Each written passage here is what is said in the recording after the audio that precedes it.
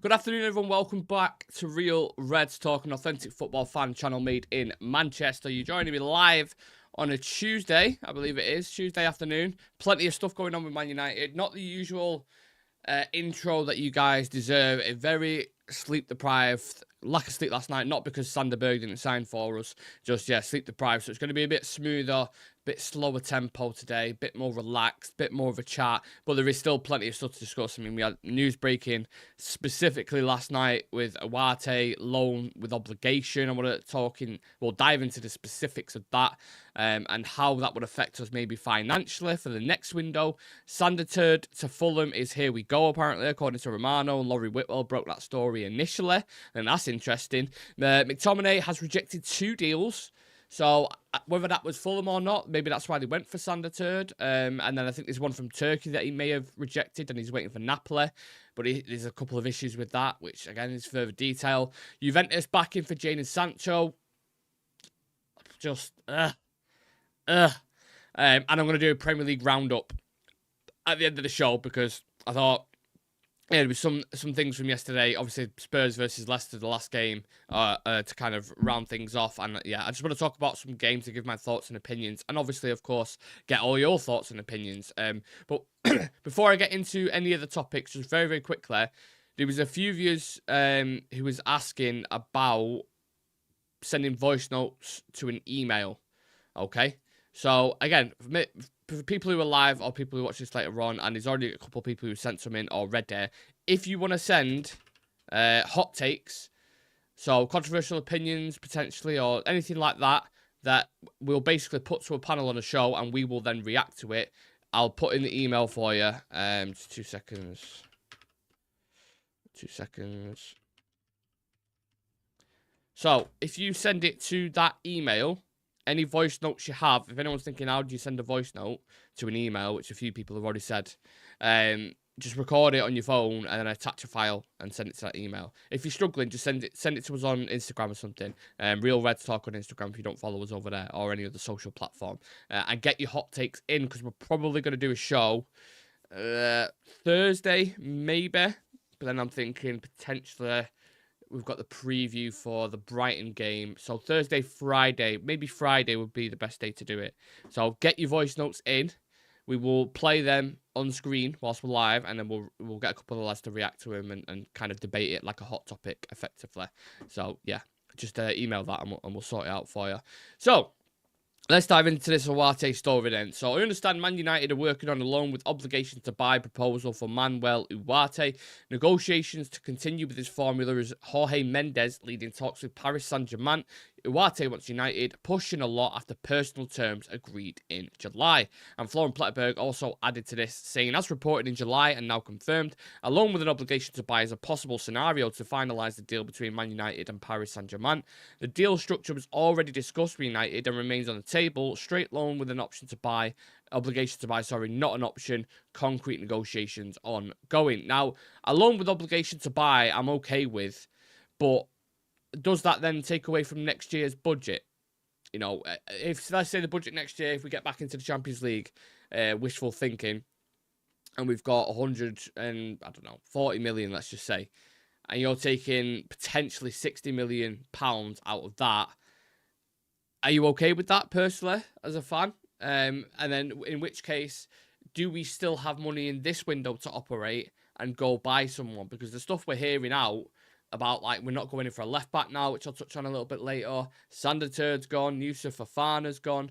So who are the targets? What are we going to use that other bits of money on? Or are they just going to do a straight loan with obligation, take a bit of money out? I mean, I don't know how the finances work. It could be complicated. But I'm seeing reports of 70 million euros, which is quite hefty. And that's the fee that he was asking for. So you would imagine it would probably be 60 million euros, which is £50 million, roughly. And then 10 million euros for like a loan fee, for example. Do you remember when Chelsea paid, was it like 15 million to have João Felix on loan? Just absolutely crazy. And now they're signing him, which is just utter madness. And Barcelona are weird because Gundogan's going back to City as well. But anyway, that's a different show for a different day. With this loan with obligation, I'm happy to get him in. I just don't want it to take away from other things. But maybe that's the way they have to go. and they're trying to push as many signings out the door. You're seeing Pellistri go now for like 8 million quid. That'll probably contribute towards it, I'd imagine. They're trying to push McTominay out of the door, which again I will touch on. But obviously with Fulham being out of the race going for Sander Berge, that kind of switches things up.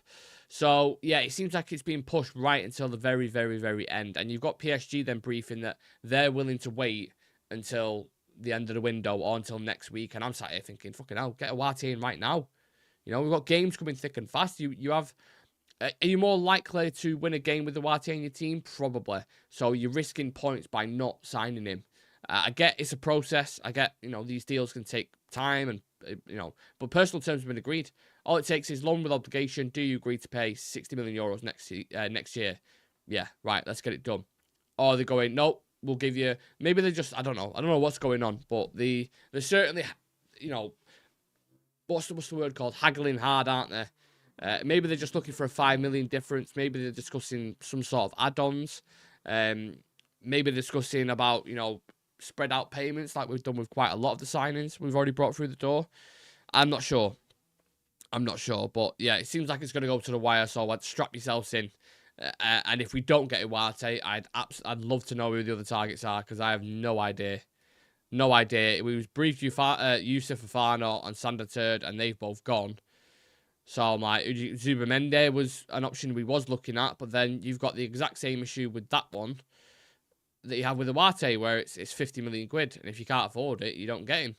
And obviously he's staying at Sociedad now with all the shit after Liverpool, and he was like back and forth, and the club are keeping him. I think they're going to give him a new contract. So who else is on the market at the moment that you can go and get? No idea. I wouldn't say I'm worried about this deal, but it's something I'm like, it's not absolutely signed, sealed. It's definitely going to happen. Just keep an eye on it. And if we need to pivot, I'm worried about the options. That's the only thing I'm saying. But let's see what everyone else is saying. Everyone's having a conversation.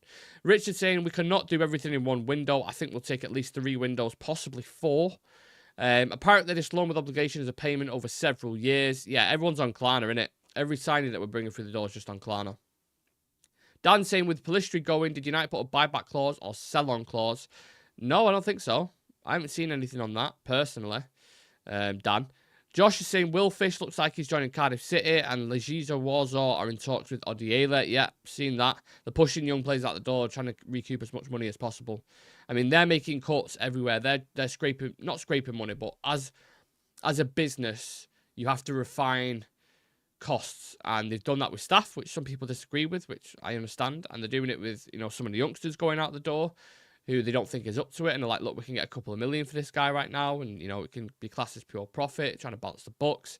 And you've seen loads of players go out the door in the past couple of years. Charlie Savage, Zidane Bell, Shola Sholate, even up to players like Pellistri. You've seen loads going out the door. I can't believe we let Fofana go to Milan. I know he preferred to go to Milan, but Euro wanted Madrid. I said about Yusuf Fofana, I like him. I thought we should have been in the mix for that, personally. You know, for 20 million, that's not bad at all. Culture saying Rabiot. I don't know about Rabiot. I think he's going to demand a lot of wages. He's going to demand a lot of money. I like him as a player. I thought he was good for France. You know, he's a mainstay in that team, and that's saying something because France have a lot of depth. I mean, the player we were just talking about then, Yusuf Fofana, was kept out of the team by Rabiot. I do like him, but it's just wage demands. And is he going to be happy with a bit part role? I don't think so. I think he'll probably end up going to like a Saudi or Qatar or something like that, Rabiot. I think his quality supersedes those kind of leagues, but I just see a move like that happening for him if clubs in Europe don't meet his wage demands. But you'll see a lot of deals like that towards the end of the window. I mean, it will be a bit mad. It will be a bit hectic, to be fair, because there's quite a few players like that on the market who are waiting for something. And so many clubs make their move towards the end of the window because, you know, teams, whichever way you look at it, get desperate and they're panicking and they want to go grab someone. It's like, So, yeah, maybe we'll be doing that if this Ugarte deal collapses. But yeah, fingers crossed, lads. Everyone get the toes and fingers crossed. On to Sander Berge. Sander Turd, sorry. Fulham agreed deal to sign Sander Turd from Burnley. Here we go. We got that last night.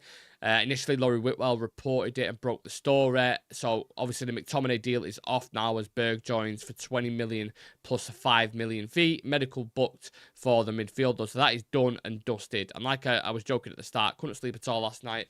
Losing sleep. Oh no, Sander Turd's gone to Fulham, which is probably the level of club that warrants his performances. I don't think he's a guy who's going to drag you to the top of the table. Just don't. People might not like that opinion, but I just call it how it is. Don't think he's going to take us, towards the top. And I think Fulham, decent move for him. What will probably happen is he'll have a good few games for him, and people will be talking about, thinking the next coming of Christ when they're analysing players. I told you we should have signed him. Look at him. He's been top for Fulham. Andreas Pereira's been great for Fulham. Sometimes players find the level. I don't think Sander Turb is going to take us, and be that kind of Champions League caliber player. I just don't personally see it. If he proves me wrong, amazing, great. But I'm not losing sleep over it. It would have been nice as a second option. That I'm absolutely fine with. But bringing him in and trying to label it as like this is the next central defensive midfielder when, fucking Man City have Rodri, Real Madrid have Tchouaméni, PSG have Vitinha, here's Sander Turd. Do you know what I'm saying? Like, I don't know. It just doesn't convince me. But other people are convinced for him. This is another player, again, people, that's gone for 25 million. Another player, Oliver Skip, gone for 25 million. And for whatever reason, we can't seem to get 25 million for Scott McTominay. And the usual argument with United is when someone comes in for our players is, his wages are massive. McTominay's on 70k a week. So that's not even an issue. Plenty of clubs will be happy with that. The majority of United players overpaid. I mean, like, look at Martial, for example. Excuse me, who's still not got a club, by the way, was on about £250,000 a week, which is why no one was going near him. Alexis Sanchez was trying to get rid of him, 500k a week, no one going near him. And it's happened with plenty of players. Just not wanting to buy him because of the weights. Jadon Sancho is another perfect example. £350,000 a week. No one wants to pay those kind of wages. They're willing to take a risk on the transfer fee if the wages are around £100,000 a week. That's fine. But with McTominay, it's just, I don't know.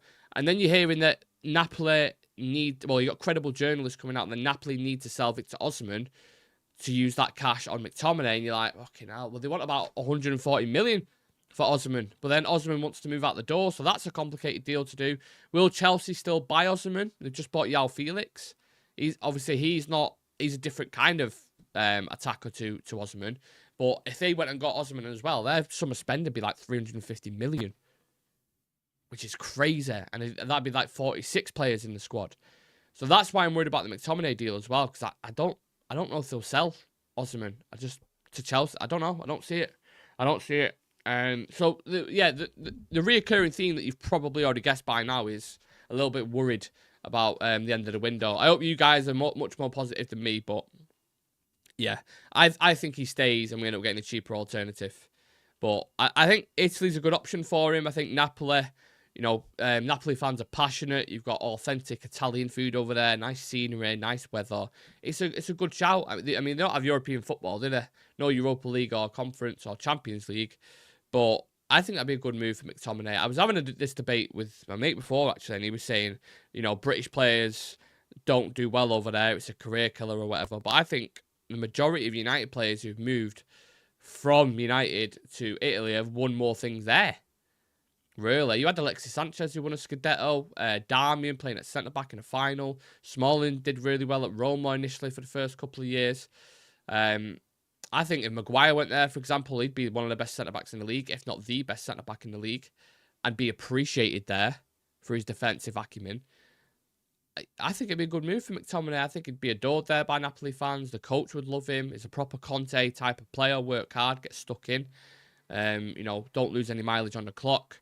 Yeah, I think it'd be a great move for him, but let's see what happens with that. I'm sure over the next couple of days, we are definitely going to have updates on it. And sticking with Italy as well, Juventus back in for Jadon Sancho, apparently. This is from Alfredo Padula saying Juventus have inquired about Jadon Sancho yesterday. So does that mean they're back in for him? Does that mean they're going to put a bid on the table? Probably, but with Juventus, they're just penny pinchers, aren't they? Like, they'll probably put in a loan, but we'll pay a decent fee and we'll cover half his wages or something. It's what they do. Juventus always free transfers, loans, opportunities on the market. They're always looking at these kind of things. And maybe they've seen Jadon Sancho and like, we'll inquire about it. And what we're going to do is we'll put in, I don't know, a £30 million offer at the end of the window and see if United will bite on it.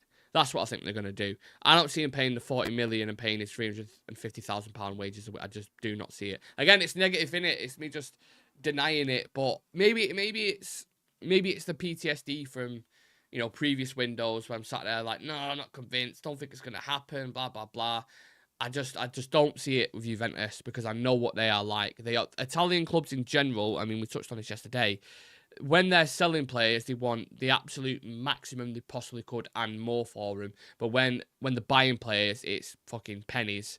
We'll give you a couple of million. It's a loan fee. You cover half his wages. Blah blah blah, etc., etc., etc., etc., etc. So, yeah, a situation that needs resolving desperately because despite all the stuff being pushed by the media and United that, you know, Ten Hag and Sancho are back working together well, they're not. They're not. I can guarantee you they're not. It's a case of let's just see how it goes and both parties get what they want. We want to sell you.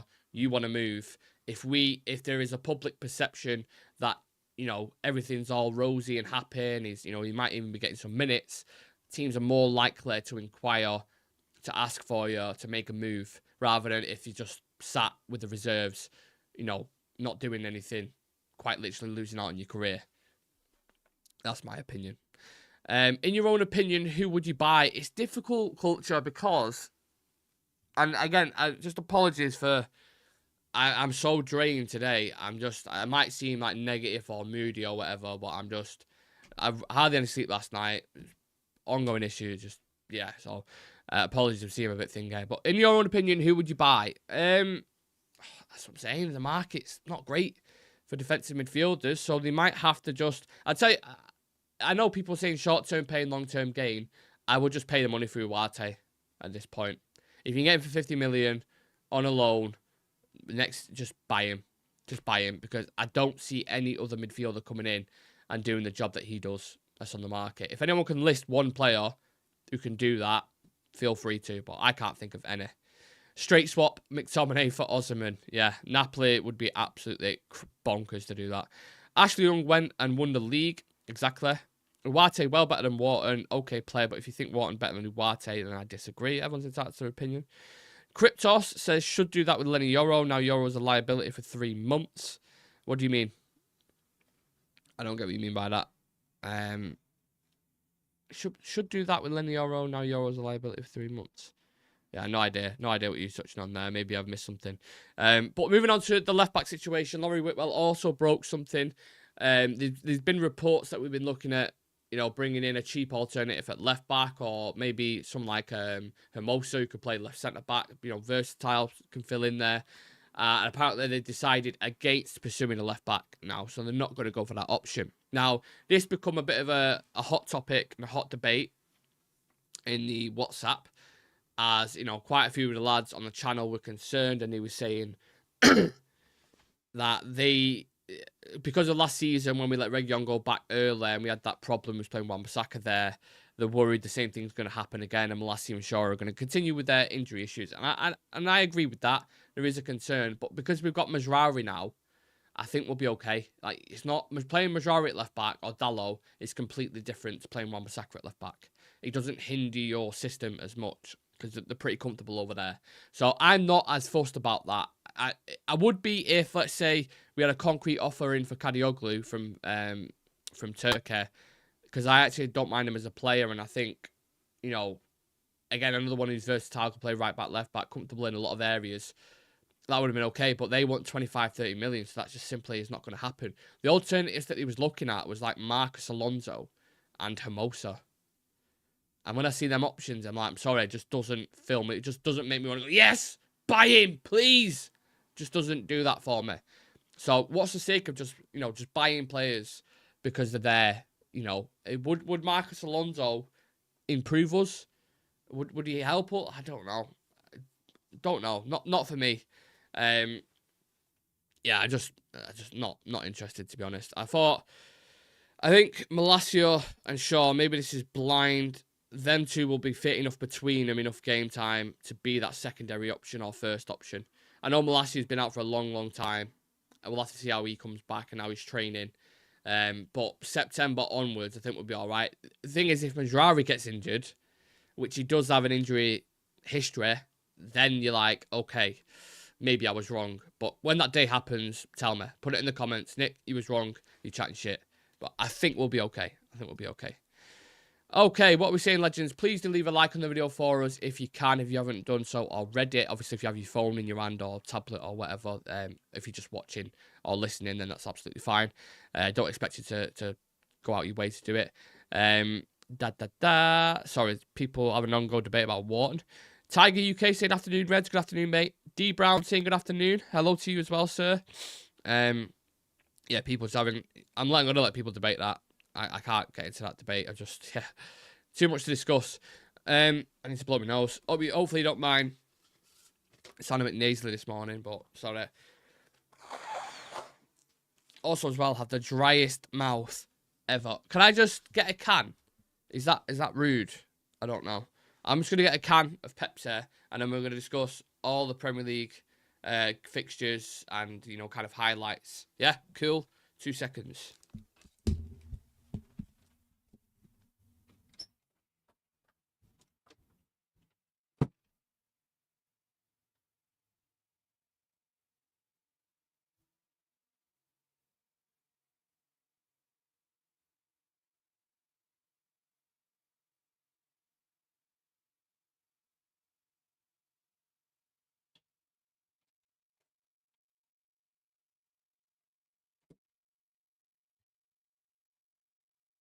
Unbelievable.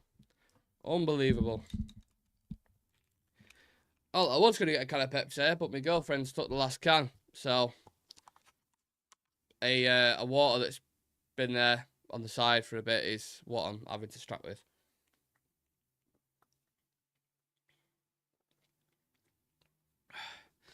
To be fair, it's pretty hydrating, so probably need that. Got banging headache. Okay, on to the Premier League roundup. United, Liverpool, Newcastle, Arsenal, Villa, City all win. And who dropped points? Of course, it is Spurs who dropped points. You've got to love Jamie fucking Vardy, man. I mean, that guy has more heritage in the Premier League than Spurs alone. He's a guy, when he's giving it all that, you've got 0. Sorry, I'm doing 3 there. You've got 0, I've got 1, still scoring. And I actually had a conversation with a mate about when we was talking about the doing our fantasy teams. And I was saying, Vardy could be a shout. And he was like, fuck off. He's like 38, smokes, drinks Red Bull every day. I was like, mate, doesn't matter. Jamie Vardy will always be there or thereabouts until he's about 43 with 1 lung. The guy's just, he's just special in it, like, as a player. He's one of those characters you always remember. He's always giving people shit. I remember that run he had when Leicester won the Premier League, the 11 goal in a row, and the volley that he scored was against Liverpool. It might have even been against us. Just, Vardy, Jamie Vardy, what a special special guy, man. And his career is one to look at and just be like, he's, that's what I mean. He's got more history than Tottenham. I love it. And I thought, Spurs very wasteful yesterday. Didn't take the chances, created loads. But just could not finish the dinner, and Leicester punished them. I actually thought Leicester, the way they were setting up defensively, he was all right. I thought pretty compact, dealing with threats relatively well. Obviously, Spurs were always going to get through when you've got players like Maddison and Son. And they've actually got really, really good attacking players. I thought Bentancur had a good game as well. But they're just, when you watch them, you're never ever convinced by them, are you? You're never like, these are going to keep the lead. They're going to see it out. They're solid. And that's why they probably struggled in Europe as well. Because you do need sometimes that Jose Mourinho-esque type of performance where you just dig in, compact, sit tight. I like the football they play, but whether they'll win anything major, I'm just like, I don't really see it. But yeah, obviously United opened it with a win. I was expecting a little bit more from United's performance, a bit more of a bang, a bit more of like a 3-0 statement, but we didn't get that. But we take the 3 points and we move. City, even without the best players, still look absolutely incredible. I said it when they played City on the weekend. They sold a midfielder to City for 30 million, Kovacic, who was better than the 250 million pounds worth of talent that Chelsea had. To be fair, Lavia was okay. Lavia was pretty good. But I thought Enzo and Casado had a bit of a mixed game. A bit strange things ongoing there, especially with the whole Enzo situation and making him captain and stuff. Just bizarre at Chelsea. And then they've gone and bought João Felix, and then when they go and get Osimhen, it is just... Sometimes when you put it into perspective, you just have to sit back, don't you, and go, thank God I'm not a Chelsea fan. Because God knows what's going to happen with them signing players on like 7-year contracts, 10-year contracts. And you can almost see, being a United fan, what's down the road for him. You know, when we was giving out big contracts with big money to players to try and retain the value, and then we struggle in the end trying to sell him. I can see the exact same thing happening with someone like a Mudryk. They bought for 80 million on big wages, and then, you know, a couple of years down the line, he's faded out the team. He's become a player like a Sancho, for example, who's not getting a look in, and no teams are going to be willing to pay what they want for him because it's too much of a risk. So, yeah, Chelsea, just fucking utter madness. Liverpool, in the second half against Ipswich, I thought looked actually good, which I don't like, and we've got them soon coming up. That's going to be a very good game. First half, Ipswich are all over him, but, yeah, second half, they created a lot of chances. Could have won the game like 3 or 4-0. Against Ipswich. But again, Liverpool are going to have tougher tests. Arsenal, I think it could really be their year, could it? Sorry to people who tune in for United news and I'm talking about Premier League, but just to end the show, let's do Premier League roundup because I do feel like I talk about United a lot. So just to break it up slightly is nice. But yeah, Arsenal, I thought, could be their year. Odegaard, Saka, Havertz, Martinelli, and Declan Rice are that front kind of five in and around the box is just so dangerous, man. So deadly. The patterns that they play, the triangles, the chances created, they are just a difficult team. And then on top of that, defensively, they're absolutely solid. Another clean sheet in their first game. Gabriel and Saliba, great partnership. Ben White, top player. Him and Saka together, the combinations. Which is what I'd expect more from if Mazraoui starting on that right-hand side with an Antony, for example. Yeah, Arsenal look really, really good. Newcastle, dark horse, managed to keep all the lead in the clean sheet even with 10 men, which was a controversial decision in the red card. I was kind of like, don't know yet. Mate, I can see why they give it in today's game, but it was a little like nudge on it. So both players kind of did it, I suppose. Aston Villa could have easily drew that game against West Ham. I thought that was a pretty competitive game there too to watch, I would say, for this season. You know, West Ham with the money that they spent, Villa because they're in Europe. So I'd keep eyes on them. And then you had a couple of surprise results. I did not expect Brentford without an Ivan Toney to beat Crystal Palace because I think Palace have been really good under Glasner. And also Everton getting beat 3-0 by Brighton. I was like, oh, yeah, didn't expect that for Goodison for the first day. I thought it'd be a 0-0 or a 1-1. But yeah, Brighton, who we've also got next on Saturday, play some really nice football under their new coach who's, you know, young enough to be Sean Dyche's son. So, Brighton probably got another gem on their hands, like they did with De Zerbi, just out of nowhere. Graham Potter, they're just good at doing these kind of things. So, there is a quick Premier League roundup for you, and just my take on it. But I would love to hear yours, so get yours in. Let's see. Right, let me just, 1 second, get a quick swig of this. My throat is so dry.